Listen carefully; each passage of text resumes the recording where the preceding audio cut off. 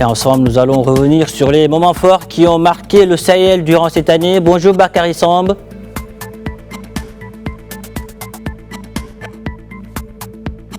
Alors 2020 tire à sa fin, une année qu'on n'oubliera pas de sitôt. Le monde a été secoué et mis à rude épreuve par un virus qui est toujours présent.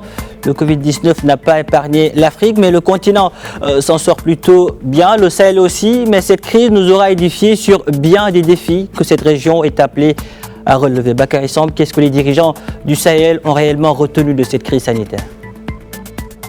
Absolument, cette année a été une année spéciale partout, mais aussi dans le Sahel. Je sais que ce qui a été remarquable, c'est les efforts pour la résilience face à l'épidémie ou à la pandémie de coronavirus. Et les États africains sont surpris quand même le monde dans leur capacité à s'organiser.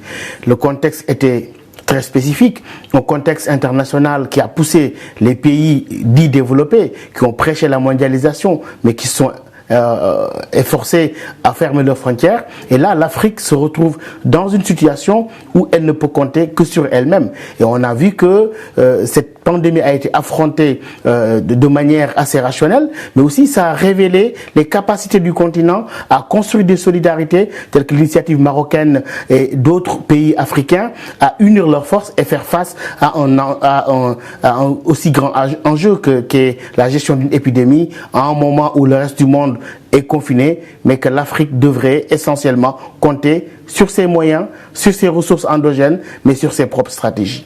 Mais également, il y a d'autres défis à relever, dont celui de relever aujourd'hui la campagne de vaccination qui sera bientôt lancée dans plusieurs pays africains.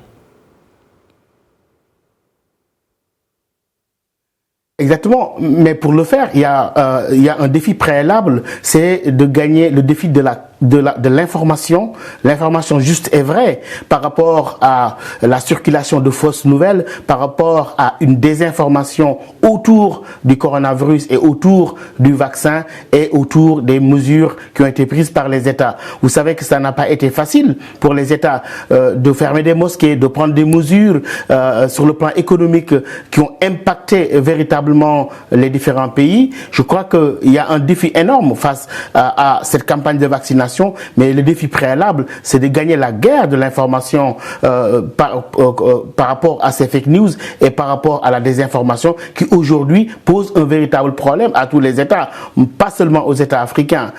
D'autant plus qu'aujourd'hui, le continent, sur le plan médiatique, est assailli d'informations venant de partout. Il va falloir une réelle mobilisation pour véritablement restituer la vérité autour de cette pandémie-là, mais aussi prendre les responsabilités qu'il faut pour que véritablement les décisions impactant la santé publique ne soient pas compromises par les fausses informations qui circulent, par la désinformation, et que les citoyens aussi aient la bonne information par rapport à cette pandémie-là qui, je crois, doit être combattue de toutes les forces, mais doit mobiliser toutes les formes de solidarité telles que je l'ai souligné tout à l'heure au début de la pandémie entre le Maroc, ses partenaires africains et tant d'autres. Je crois que ça, c'est un nouveau défi qui s'annonce au continent, mais aussi qui va se poursuivre dans l'année à venir.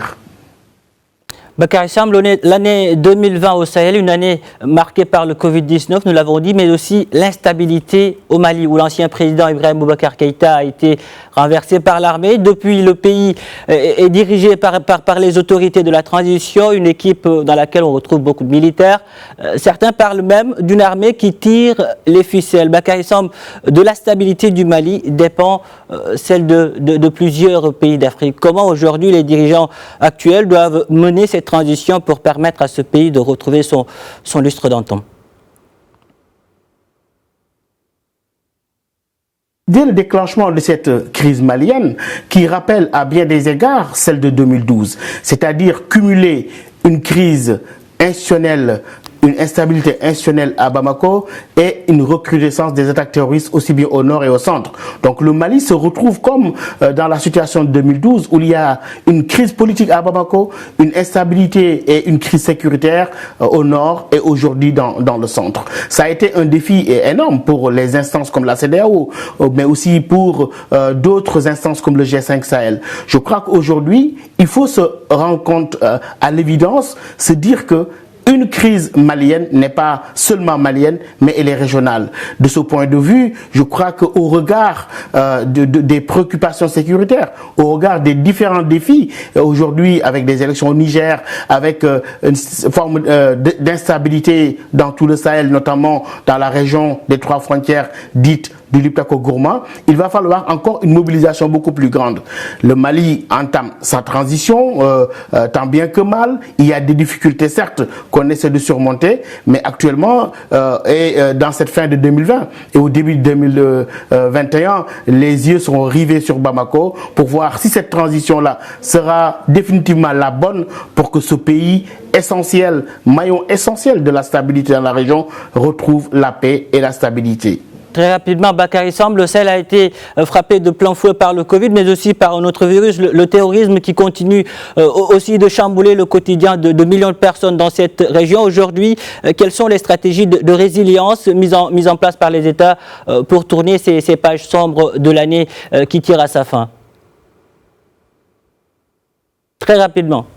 Il y a 2 foyers essentiels. Le foyer du Sahel où il y a le G5 Sahel qui essaye, malgré les moyens et les insuffisances des moyens et le retard des promesses faites au G5 Sahel pour faire face aux défis sécuritaires, mais aussi il y a le bassin du lac Tchad où réellement il y a un certain optimisme par rapport au changement de stratégie où on misait d'habitude seulement sur le tout militaire et que de plus en plus dans le bassin du lac Tchad, avec la force multinationale, la commission du bassin du lac Tchad, le PNUD et l'Union africaine, on s'achemine vers des stratégies civilo-militaires autour d'une stratégie de communication qui va faciliter ce défi encore qui se pose dans cette région où il ne s'agit pas seulement de gagner la guerre contre le terrorisme, mais aussi gagner la paix avec les populations locales qui en ont tant besoin.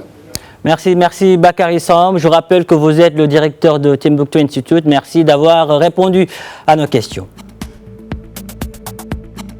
Voilà, on marque une courte pause et on se retrouve dans quelques instants.